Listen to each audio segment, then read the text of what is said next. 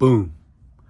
What up, YouTube? LTH coming at you with a video. 713 to buy your city. We up in here. So week 15 is in the books. As we turn the page to week 16, man, football season's going by quick with the playoffs fast approaching. And yes, this is another big game for the Texans as the Browns come to town. And yeah, I'm aware that it's going to be another game that C.J. Stroud doesn't play due to a concussion he's still dealing with, which leads to Keenum versus Flacco. And yeah, Flacco still has a big arm, and I know Flacco's been doing a solid job since taking over as quarterback. And yeah, Browns do have an opportunity to clinch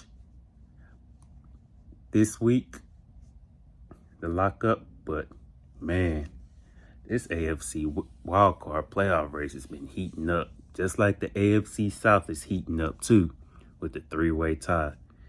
Thanks to the Ravens handling business versus Jacksonville, and I understood the Colts were going to beat Pittsburgh, as I predicted. And so let's get to it. So Texans coming off 7 sacks, and Steven Nelson had a pick, but it's all about keeping that same energy this week versus Cleveland, a team with a good defense. They got some dogs on that team, and Myles Garrett, game wrecker. Hell, they got a game-wrecking defense at that, with Jim Schwartz running their defense, which means Bobby Slowick's going to have to get real creative and open up that playbook wide open. But I'm gonna talk about what the defense got to do. Make Joe Flacco uncomfortable. Don't play smart. Don't commit silly mistakes. And get off the field quick. Force Flacco on the quick 3 and outs. I mean, I understand Cleveland got some good weapons and a pretty good running back. Pretty good run game and good weapons such as Cooper and Njoku.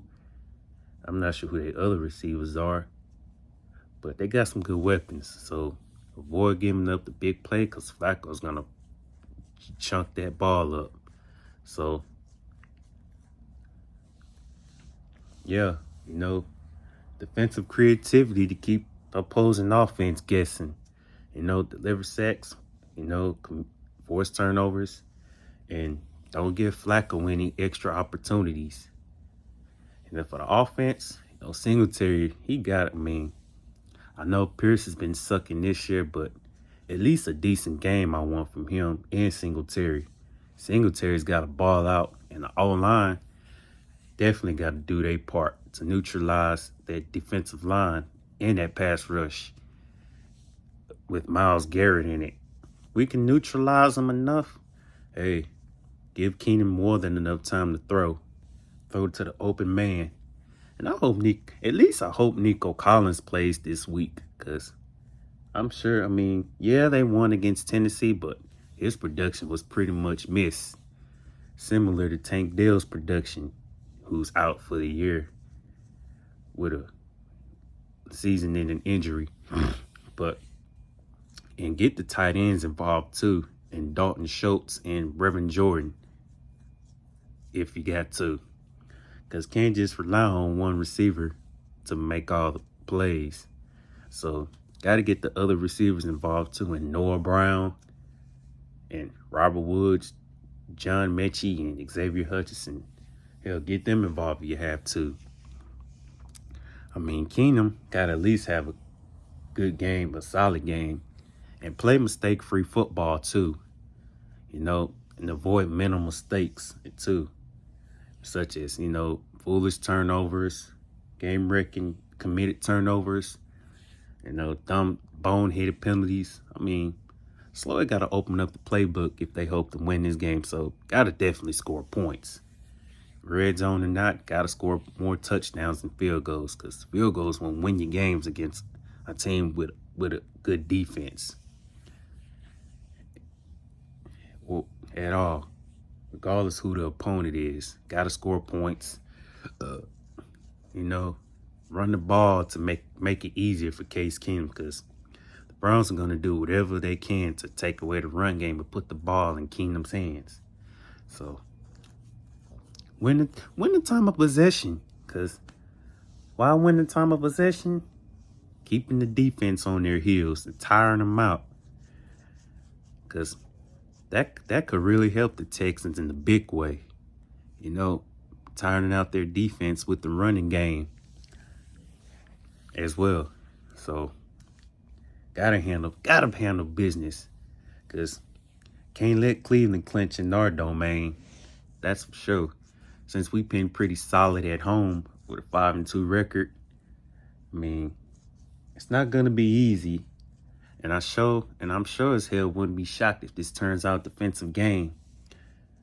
Or it could be a offensive, a fight to the finish. But gotta handle business. Play mistake-free ball and get another win and to stay in the playoff hunt. And with a potential Colts and Jags loss, Houston could very well be first place in the AFC South. Though, is it guaranteed? No. But hey, as long as we can handle our own business, that's all that matters.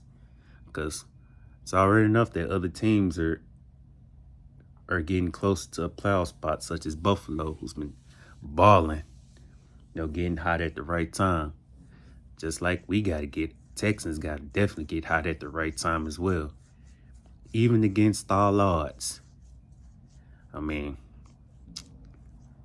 though, my players to watch this week, on offense, if he plays, Nico Collins, Dalton Schultz,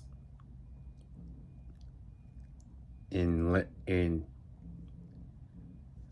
yeah, those are my two players to watch. And the players and what to defensively watch is the D-line and linebacking core. Because hopefully Blake Cashman can play this week. And Will Anderson. Because, yeah, they still delivered 7 sacks, but, still Anderson and Cashman were missed in the big way no matter what. So hopefully those guys can play this week. If they play, players to watch on defense, Grenard, and Jimmy Ward, since he's dealing with a concussion, hopefully he can play. And if not, then, hey, Adrian Amos can fill in for this week. But let's see what happens. Hopefully, well, definitely no Stroud, but hopefully the players I mentioned on defense can play this week, such as Will Anderson, Blake Cashman, and Jimmy Ward. But though, to my next video, 713 to Bio City. Shout out to all the Texans fans out there. Shout out to the Texans content creators. And of course, gotta shout out Crazy Dog. I did have a chance to watch a video last night. Shout out to Crazy Dog, since the only Browns content creator that I know. Shout out to you, bro. And what I gotta say is, may the best team win. So, there's that. LTH checking on up out of here. 713 to Bio City. I'm out.